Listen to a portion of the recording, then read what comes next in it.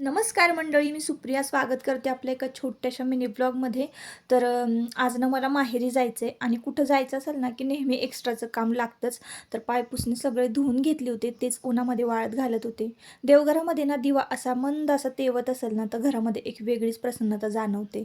त्यानंतर जेवणाला आज दुपारच्या केलेलं होतं बघा, वरण, भात, भेंडीची भाजी, लोणचं, चपाती अशी आजची थाळी होती.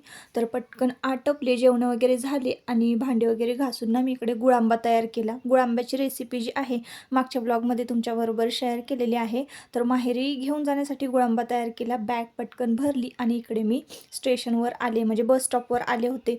पण मुलाला सोडून जाताना जीव होत नव्हता, पहिल्यांदाच मी त्याला सोडून जात होते. तर वाटर रेल्वे स्टेशनवर पोहोचलं ना की महाराष्ट्र ट्रेन असते आम्हाला संध्याकाळी 7 वाजता.